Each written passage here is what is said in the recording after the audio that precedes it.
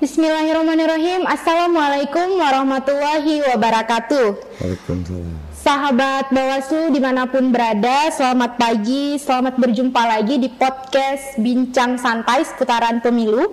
Hari ini kita kedatangan tamu yang sangat spesial, Nahkoda Utama Kesekretariatan Bawaslu Republik Indonesia, Bapak Sekretaris Jenderal kita, Bapak Dr. Gunawan Suswantoro. Selamat pagi Pak Sekjen. Selamat pagi. Gimana Pak, kabarnya sehat ya Pak ya? Alhamdulillah sehat. Nah sahabat Bawaslu, Pak Sekjen ini salah satu kunci sehatnya ini konsistensi beliau olahraga fisik Pak ya, hobinya goes. Masih sering goes Pak Sekjen? Alhamdulillah masih sama jalan pagi. Wow, berapa minggu sekali Pak atau berapa hari sekali goesnya Pak? Seminggu sekali aja. Wow, masih konsisten Pak ya. Kita di Panwaslu Provinsi Aceh alhamdulillah juga masih ada komunitas goes. Kemudian setiap Jumat juga ada senam pagi Pak.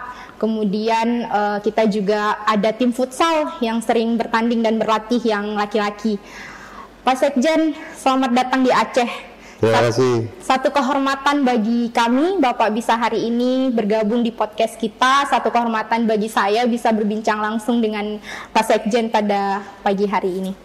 Pak Sekjen, sebelum kita beralih ke bincang santai seputaran kepemiluan, saya punya pantun nih Pak. Boleh Pak ya? Apa itu? Jalan-jalan bawa uang receh, tujuannya membeli manggis. Selamat datang Pak Sekjen ke Aceh, semoga banyak kenangan manis. Baik, terima kasih. Jadi sebelum kita lanjut ke bincang santai kita soal kepemiluan nih Pak, kesan Bapak tentang Aceh gimana Pak? Baik. Assalamualaikum warahmatullahi wabarakatuh. Waalaikumsalam warahmatullahi wabarakatuh. Saya Aceh ini rumah kedua. Wow. Iya. Dari tahun 2001. Saya sudah setiap 2 minggu sekali saya ada di Aceh. Wah, saat itu Pak ya? Iya. Di 2001. 2001. Waktu itu masih zaman Darmil dan Darsip. Itu saya sudah 2 minggu di sini, terus 2 minggu di Jakarta, terus sampai selesai, bahkan ketika tsunami 2004 itu H+3 saya sudah di Aceh. Sudah datang ke Sudah Aceh? landing di Aceh. Wow. Saya ikut membantu relawan-relawan Melihat untuk menyelesaikan musibah ya. Itu kan musibah besar yang tidak kita sangka-sangka gitu. Benar. Jadi saya merasa bahwa Aceh ini rumah kedua saya. Jadi sudah sangat tidak asing Pak Sekjen. Tidak asing. Saya sudah keliling seluruh Aceh, kecuali Semelu. Kecuali Semelu yang belum saya sampai ke sana. Insya Allah di kesempatan selanjutnya kita sama-sama ke Semelu mungkin Pak untuk melihat Panwasli di sana Pak ya. Boleh. Nanti kita gunakan. Iya. Baik, sahabat Bawaslu, jadi tim kreatif Bincang Santai pada hari ini Pak sudah men-tracing sahabat Bawaslu. Tentu juga jika jajaran Bawaslu hampir semuanya sudah tahu karya-karya, prestasi-prestasi yang sudah Pak Sekjen raih untuk Bawaslu Republik Indonesia. Kita pencapaian opini WTP 6 kali berturut-turut, kemudian kita dapat sebagai lembaga yang informatif, kemudian kita juga baru-baru ini dapat dari Kementerian Keuangan untuk penghargaan pengelolaan BMN gitu Pak, dan masih banyak lagi gitu Pak ya. Luar biasa sahabat Bawaslu, mumpung lagi ada nahkoda utamanya di sini.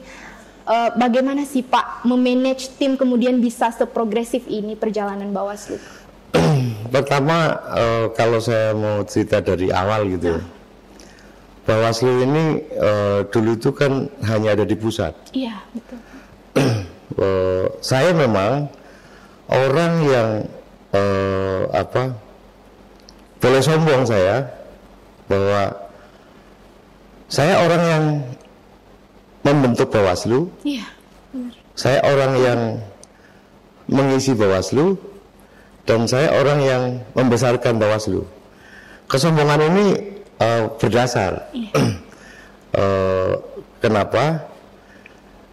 Karena memang saya orang yang ikut menyusun Undang-Undang Nomor 22 Tahun 2007 sebagai dasar terbentuknya Bawaslu. Bawaslu Republik Indonesia. Dulu tidak pernah ada yang namanya Bawaslu, adanya Panwas, itu pun menginduk ke KPU gitu. Iya. Nah, dengan Undang-Undang Nomor 22 Tahun 2007 sehingga terbentuklah Bawaslu. Ada filosofi kenapa Bawaslu itu perlu dibentuk. Pada saat itu pemerintah dan DPR sepakat bahwa dalam rangka untuk check and balances terhadap penyelenggaraan pemilu, dalam rangka untuk membangun pemilu yang jurdil, itu perlu ada pengawasan. Ada keseimbangan, Pak. Ya, dan itu kan prinsip organisasi. Iya. Sehingga pada saat itu perlulah dibentuk Bawaslu dengan Undang-Undang 22 Tahun 2007. Tetapi pada saat saya ikut menyusun undang-undang itu, saya sama sekali tidak pernah terpikir bahwa ternyata pada saatnya saya harus masuk di Bawaslu gitu. Menjadi angkatan utama lagi. Itu nggak pernah terpikir saat gitu. itu, Pak, ya. Memang saat itu untuk pertama kali karena masih kepala sekretariat, itu masih diisi oleh sahabat saya, namanya Bang Robert Simbolon. Tetapi beliau ternyata hanya bisa cuma 8 bulan. Cuma 8 bulan. Terus persis tanggal 8 April 2009, artinya sampai April 2022 besok, ini waktunya sudah 14 tahun saya di Bawaslu. Luar biasa sekali, Pak. Jadi yang pertama Bang Robert hanya 8 bulan, saya sekarang hampir 14 tahun saya ada di Bawaslu. Nah, karena saya tahu persis bahwa Bawaslu ini pada saat penyusunan itu memang dikondisikan oleh pembuat undang-undang itu waktu itu pemerintah dan DPR, posisinya itu tidak sama dengan KPU. Istilahnya dalam pembahasan di pansus itu, kalau KPU itu setinggi badan sampai ujung rambut, posisi Bawaslu itu di telinga. Jadi memang dikonstruksikan untuk tidak sama. Pada saat itu seperti itu.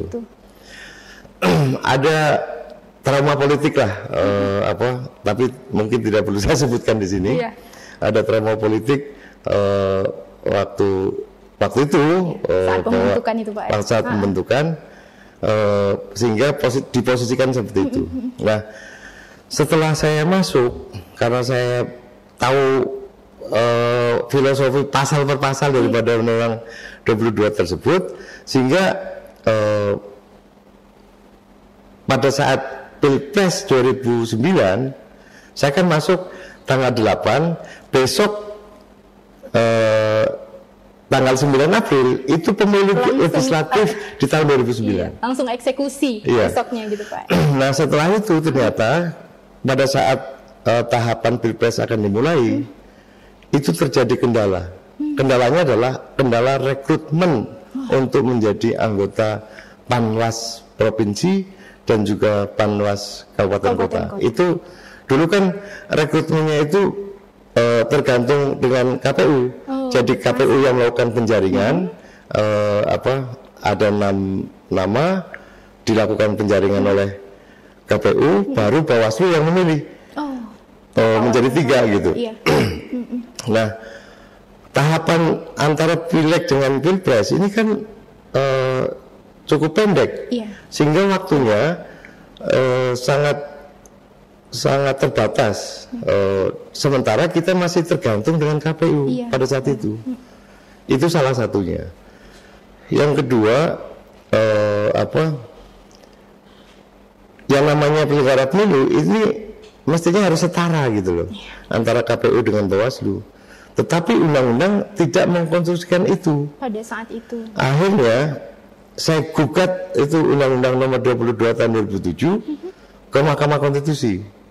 Mungkin lembaga negara yang pertama kali menggugat sengketa kewenangan itu ya Bawaslu. Sejak Mahkamah Konstitusi berdiri, MK itu kan berdiri tahun 2003. Iya, benar. 2010 langsung kita lakukan gugatan itu tentang kewenangan kita, sengketa kewenangan dengan supaya sama gitu. Iya. Alhamdulillah dipenuhi itu. Artinya kita sebenarnya hanya 3 poin yang kita gugat, tetapi malah ditambah bahwa kedudukan sekretariat itu juga harus sama. Di sana sekretaris jenderal, Bawaslu juga harus sekretaris jenderal. Terus yang kedua ditambah lagi Bawaslu provinsi itu harus menjadi dulu kan Panwas, harus menjadi lembaga yang permanen. Itu gara-gara kita menggugat sengketa kewenangan ke MK itu. Jadi kita harus berterima kasih juga kepada MK. Iya, jadi posisi kita jadi lebih kuat gitu Pak ya. Iya betul. Jadi suasana kebatinan saat menyusun undang-undang pertama yang melahirkan Bawaslu, rupanya Pak Sekjen tahu betul ya, berani lah istilahnya kelahiran dari lembaga ini Pak ya. Setelah saya masuk, terus saya melakukan gugatan itu, terus alhamdulillah saya mencoba menata organisasi gitu ya. Bawaslu yang dari nol itu hanya di pusat, terus menjadi Bawaslu provinsi permanen. Sebetulnya waktu itu kita inginkan supaya sama sekaligus kita perjuangkan Bawaslu provinsi dan juga Bawaslu kabupaten kota. Tetapi di dalam Undang-Undang nomor 15 tahun 2011 itu akhirnya hanya Bawaslu provinsi dulu yang permanen. Nah, saya mencoba menata dari sisi organisasi yang dulu itu hanya saya sebagai kepala sekretariat Bawaslu pusat yang hanya punya 3 kepala bagian, terus akhirnya berkembang bisa tambah besar organisasinya setelah jadi kesekjenan, dan sampai sekarang itu alhamdulillah kita dari sisi organisasi kita sudah di bawah saya itu ada 2 deputi dan 1 irtama dan ada 12 eselon 2. Itu artinya sudah dari nol sampai puncaknya. Nah, terkait dengan kinerja, saya memang menggunakan cara saya rangkul teman-teman baik yang di pusat juga di provinsi. Kita harus punya komitmen yang sama. Pertama, kita harus punya pemahaman yang sama. Kita harus punya komitmen yang sama untuk mengawal lembaga ini. Sehingga alhamdulillah dengan cara seperti itu Bawaslu berhasil tadi 6 kali WTP, terus 4 kali betul-betul sebagai lembaga informatif, terus kita JDIH juga sudah dapat penghargaan, lembaga populer juga, terus banyaklah yang sudah kita dari BUMN, dari keuangan, semuanya sudah semakin baik, arsiparis yang terbaik dan sebagainya. Nah, dari situ baru kita menjadi lembaga yang sampai sekarang alhamdulillah bisa dipercaya oleh publik gitu. Nah, untuk persiapan 2024 memang ini kan baru akan pertama kali pemilu serentak nasional dan juga pilkada dalam 1 tahun. Langkah yang saya tempuh sebelum tahapan pemilu serentak dan pilkada serentak ditetapkan, karena sampai hari ini tahapannya belum ditetapkan nih. Yang saya persiapkan adalah kemampuan organisasi. Kemampuan organisasi itu pertama saya harus mempersiapkan betul bahwa SDM Bawaslu itu bukan hanya di ketua dan anggota saja yang menguasai kepemiluan, tetapi saya akan arahkan sekretariat pun seperti itu, sehingga langkah yang akan saya lakukan mulai tahun 2002 ini, nanti mulai bulan Februari itu seluruh sekretariat itu akan saya lakukan diklat teknis kepemiluan. Wah, seru nih Pak Sekjennya.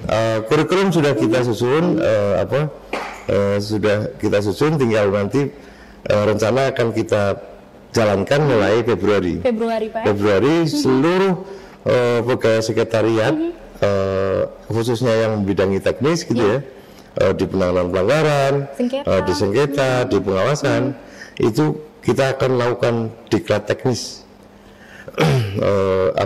Tujuannya apa? Supaya mampu menjadi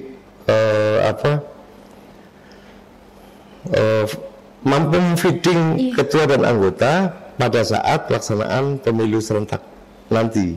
Kenapa? Kenapa itu perlu saya lakukan? Kalau nanti pemilu serentak, karena tahapan pemilu nasional dengan pilkada itu pasti akan ada tahapan yang beririsan. Iya, benar. Ketika nanti ketua dan anggota itu harus banyak bersidang karena banyak pelanggaran-pelanggaran yang dilaporkan ke Bawaslu, kita sekretariat itu harus mampu feeding materi-materi tersebut, sehingga perlu saya lakukan diklat teknis kepada seluruh jajaran sekretariat. Tujuannya kalau bisa jadi nanti saya sudah bisa membayangkan kalau nanti pelanggarannya banyak, anggota itu seharian kerjanya itu sidang. Iya, sidang di perkara ini, sidang di perkara ini, berlanjut terus gitu. Nah, kan kepanitraan harus supportnya harus kuat gitu. Ya, benar. Ini yang perlu saya persiapkan. Yang kedua, memang yang saya merasa berat ini adalah sarana prasarana. Sarana prasarana ini membuat, karena itu bagaimanapun juga harus ada sarana prasarana, ruang sidang yang memadai itu juga perlu gitu. Walaupun mekanisme sidang itu nanti kita bisa akan lakukan secara daring, tetapi pada saat sidang pembuktian itu kan tidak bisa daring. Pembuktian harus dibuktikan apakah bukti ini sah atau tidak gitu kan, harus ada ruang sidang gitu. Nah, saya sebetulnya sudah meminta bantuan kepada pemerintah gitu ya, dan juga pemerintah daerah, karena memang itu di dalam Undang-Undang Nomor 7 juga menjadi kewajiban pemerintah dan pemerintah daerah untuk memfasilitasi Bawaslu dan KPU. Benar. Nah, tapi tidak seluruh Pemda, tidak seluruh Pemda punya fasilitas yang bisa diberikan kepada Bawaslu. Nah, harapan saya sebetulnya ini syukur-syukur melalui podcast ini gitu ya, itu bisa didengar oleh para gubernur dan bupati wali kota di Aceh, sehingga Panwasli Aceh dan juga Panwasli Kabupaten Kota difasilitasi itu. Amin, insya Allah semoga bisa ditonton dan channel itu. Yang kedua, kewajiban pemerintah daerah itu memfasilitasi SDM. Kita tahu bahwa Bawaslu ini lembaga baru yang diberikan kewenangan untuk melakukan rekrutmen CPNS itu baru 4 kali. Itu belum cukup gitu. Sehingga untuk sampai kabupaten kota kami membutuhkan PNS untuk mengelola keuangan, dan harapan saya pemerintah daerah juga mensupport itu. Kalau memang PNS itu harus memilih apakah harus berpindah status menjadi PNS Bawaslu, saya terima dengan baik. Tujuannya yaitu untuk mengisi supaya penyelenggaraan pemilu itu bisa berjalan dengan lancar gitu. Jadi ada SDM yang sudah tetap gitu Pak ya, di sekretariat kita Pak ya, di Panwaslu Kabupaten Kota. Menarik Pak perbincangan kita tadi terkait dengan SDM. Ini saya menarik soal kita sudah punya 2 entitas lagi nih Pak di kesekretariatan kita, Pusdiklat Litbang, kemudian ada Pusdatin. Nah, itu untuk tahun ini khususnya 2022 dan tahun-tahun ke depan rencana aksi yang akan dilaksanakan di Pusdiklat Litbang apa termasuk yang Bapak sampaikan tadi? Iya, Ada jadi gini. diklat-diklat. Pertama dari sisi nomenklatur kelembagaan sesuai dengan Perpres BRIN itu kan tidak boleh ada lagi Litbang itu di kementerian dan lembaga. Nah sehingga saya sedang mengubah struktur organisasi yang sekarang namanya adalah Pusat Penelitian dan Pengembangan dan Diklat. Itu saya ubah menjadi, karena Litbangnya itu harus pindah ke BRIN. Baik, jadi prinsipnya di Perpres BRIN itu tidak boleh ada lembaga penelitian di dalam dan bahkan anggaran dan personel peneliti itu harus dipindahkan ke BRIN. Oh, harus dipindahkan juga. Itu harus. Nah, kita harus ikuti itu. Sehingga nomenklatur lembaga itu saya ubah menjadi Pusat Pengembangan SDM dan Kebijakan Strategis. Nah, sekarang sedang dikaji oleh Menpan. Mudah-mudahan dalam bulan ini akan selesai. Sebetulnya saya ajukan di bulan awal Desember gitu, tapi harapan saya di akhir Desember kemarin 2021 sudah selesai, karena memang perintahnya Perpres BRIN itu Januari 2022 itu seluruh Litbang di kementerian dan lembaga itu harus sudah tidak boleh ada lagi, sudah masuk ke BRIN. Ya awal tahun ini. Iya, awal ini mestinya seperti itu, tapi sampai hari ini masih dikaji di Menpan, nanti mudah-mudahan di bulan ini selesai. Itu, nah kediklatan itulah yang tadi saya sampaikan bahwa kita akan melakukan diklat teknis kepada teman-teman sekretariat. Itu dari sisi kediklatan. Dan Pusdatin saya sedang membangun mengintegrasikan semua sistem aplikasi yang ada di Bawaslu untuk nanti menjadi satu kesatuan sistem, jadi terintegrasi gitu. Terintegrasi jadi. Dan terintegrasi itu bukan hanya di pusat, tetapi nanti sampai ke provinsi dan kabupaten kota. Nah, ada satu hal yang saya berpandangan dari sisi sistem aplikasi ini perlu menjadi satu kesatuan. Saya tidak tahu apakah cukup bentuknya itu Pokja atau apa gitu ya. Tetapi menurut saya ini perlu dilakukan oleh penyelenggara pemilu, yaitu oleh KPU dan Bawaslu serta Dukcapil Kementerian Dalam Negeri dalam rangka untuk membangun satu data data pemilih gitu. Ada base data satu data pemilih gitu. Ini perlu menjadi satu. Jadi saya bukan orang IT gitu ya, tetapi saya punya konsep mestinya KPU, Dukcapil dan Bawaslu itu punya satu kesatuan untuk membangun satu data pemilih pemilu. Tidak ada lagi data ganda gitu Pak ya?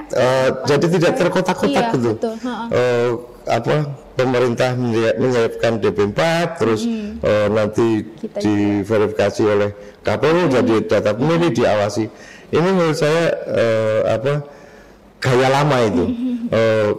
Untuk mempersiapkan data pemilih yang baik di 2024, apalagi data pemilih 2024 itu kan akan menyambung dari data pemilih pemilu nasional dan menjadi data pemilih pilkada serentak gitu. Ini mestinya jadi satu kesatuan gitu. Mudah-mudahan dengan nanti setelah tahapan ditetapkan sudah bisa dalam satu sistem, satu data pemilih pemilu terintegrasi dalam satu sistem gitu. Ini akan lebih baik lagi gitu. Luar biasa. Saya mendorong Kapusdatin saya untuk, kebetulan Kapusdatin saya cukup mampu untuk saya ajak berpikir ke sana.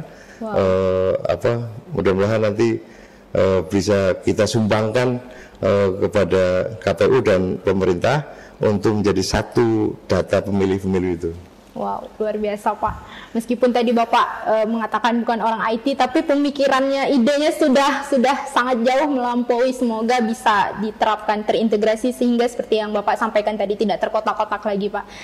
Setelah karya-karya, prestasi-prestasi, kemudian ide-ide yang sudah disampaikan, apa Pak mimpi besar lainnya seorang Dr. Gunawan Siswantoro untuk lembaga pengawas pemilu yang besar ini Pak?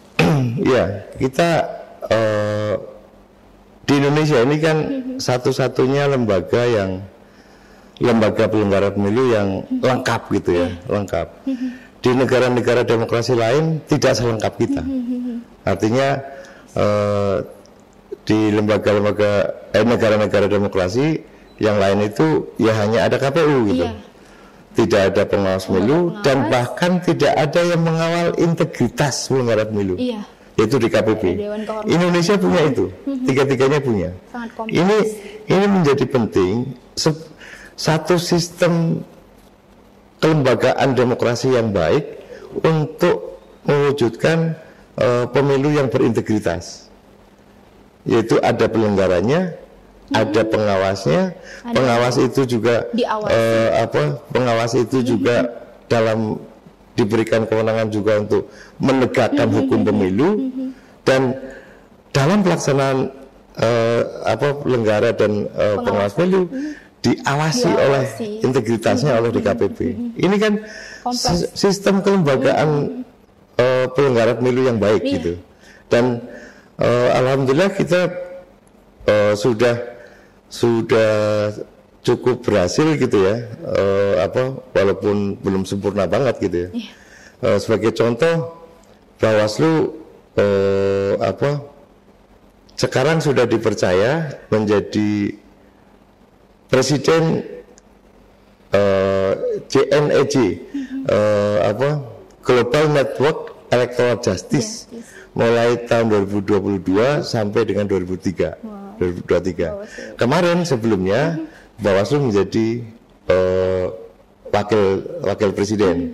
Nah sekarang naik menjadi presiden untuk 2022 dan 2023. Ini satu keberhasilan yang cukup bagus gitu, karena kepercayaan dunia internasional itu nggak gampang. Apalagi kita itu hanya sebagai Bawaslu. JNEJ ini adalah organisasi dalam konteks dalam urusan electoral justice.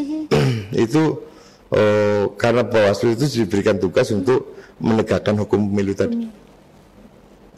Luar biasa Pak, sudah sampai ke dunia internasional, sudah melihat Bawaslu, sudah bahkan percaya pada Bawaslu untuk tahun ini. Menjadi presiden? Iya, menjadi presiden. Luar biasa sekali Bapak Sekjen kita.